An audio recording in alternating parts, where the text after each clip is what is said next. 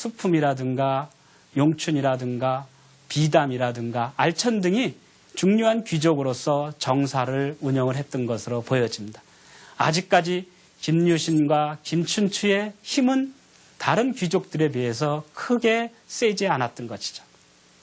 두 사람이 실권자로서 권력을 장악하는 계기는 바로 642년에 일어난 대야성 전투였습니다.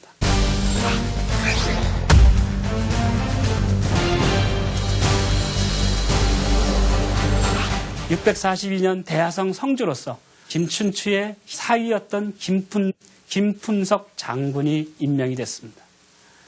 김품석 장군은 자기 부하인 거밀의 처가 예쁘다고 해서 겁탈해서 자기의 첩으로 삼아버립니다. 거밀이 굉장히 화가 났겠죠.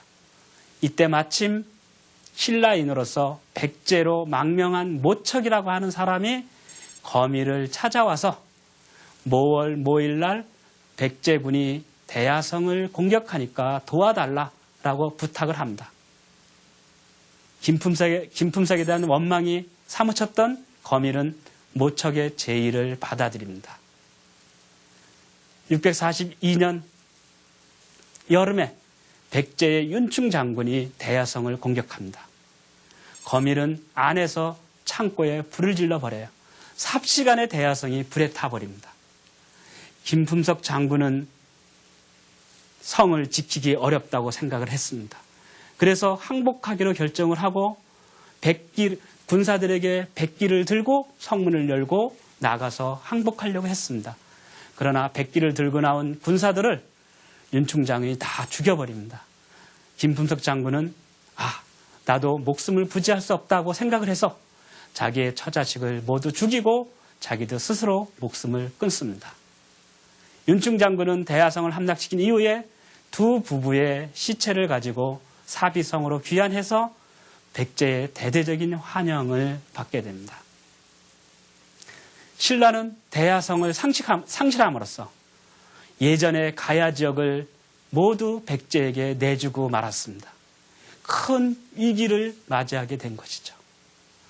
대야성의 상실과 더불어 자기의 사위인 김품석 그리고 자기의 딸이 죽었다는 소식을 듣고 김춘추는 큰 충격을 받습니다. 그래서 그 소식을 듣고 자기 집 기둥에 서 있었는데 사람과 물건이 앞을 지나가도 알아보지 못할 정도로 깊은 상념에 잠겼다가 저녁 때 정신을 차리고 선덕여왕을 찾아갑니다. 내가 백제에 대한 원수를 갚기 위해서 고구려에 가서 도움을 요청하겠다. 허락해달라라고 부탁을 하죠. 그러나 당시 백제는 고구려와 연합을 하고 있었기 때문에 가봐도 소용이 없을 것이라고 생각을 해서 선덕여왕은 만류를 했습니다. 그러나 김춘추가 강력하게 고집을 피우게 되자 결국 허락을 해줍니다.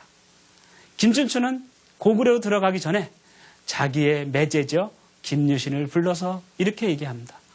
내가 고구려로 들어가서 만약에 60일이 지나도 돌아오지 않는다면 나에게 병고가 있는 것을 알고 나에 대한 원수를 갚아달라라고 부탁을 하죠.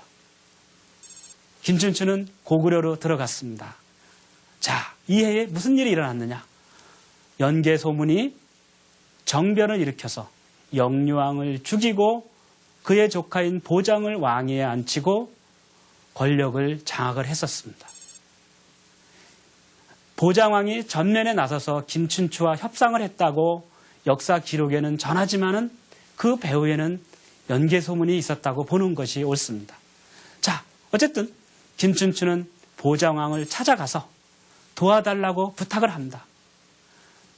이때 보장왕의 측근 가운데 어떤 한 사람이 김춘추는 비상한 인물이기 때문에 반드시 죽여야 됩니다. 만약에 살려보낸다면 고구려에게 큰 후환이 될 것입니다. 라고 충고를 해요. 그래서 보장왕은 트집을 잡아서 김춘추를 죽이려고 했습니다. 김춘추가 백제에 대한 원수를 갚기 위해서 군사적 지원을 요청을 하자 보장왕은 550년대에 너희들이 한강 유역을 빼앗았다. 만약에 그것을 돌려준다면 내가 너희들을 도와주겠다라고 김춘추에게 얘기를 합니다. 그러나 김춘추는 자기는 왕이 아니기 때문에 한강유역의 땅을 고구려에 되돌려 줄 수 없습니다. 라고 이런 지하에 거절을 하죠. 이에 화가 나서 보장왕은 김춘추를 감옥에 가두고 날짜를 정해서 처형을 하려고 했습니다. 감옥에 갇힌 김춘추는 죽게 생겼어요. 그래서 자기가 가지고 갔던 청포, 아마 푸른색의 직물을 가리키는 것 같습니다. 청포 300피를 보장왕의 측근이었던 선도해라고 하는 사람에게 뇌물로 주고 자기를 감옥에서 빼내달라고 부탁을 합니다.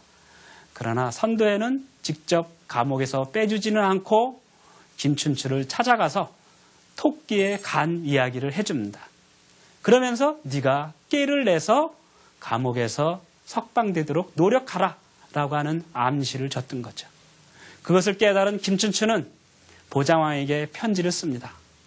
만약에 나를 살려보내준다면 신라왕을 설득해서 한강유역을 고구려에게 돌려주는데 커다란 노력을 기울이겠다라고 얘기를 합니다.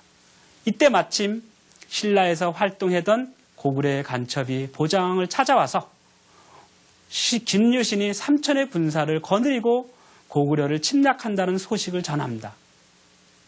김유신은 김춘추가 고구려로 들어간 지 60일이 지남에도 불구하고 돌아오지 않자 무엇인가 문제가 생겼다고 생각을 해서 군사 3천을 모아서 고구려를 침략하려고 했던 것이죠.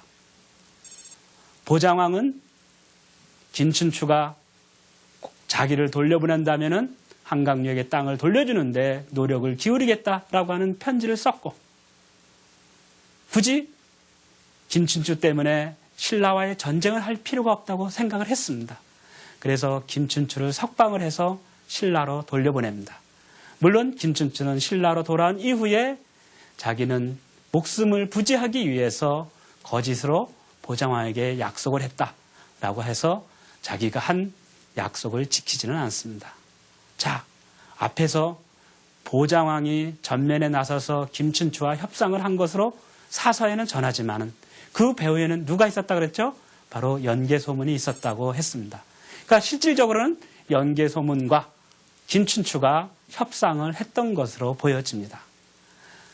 고구려가 김춘추의 제의를 거절한 것은 고구려에게는 커다란 후유증을 남겼습니다. 자, 신라는 고구려가 도와주지 않자 더욱더 고립에 빠집니다. 그래서 한층 더 치열하게 당나라와 연결하려고 노력을 기울이게 되죠. 결국은 640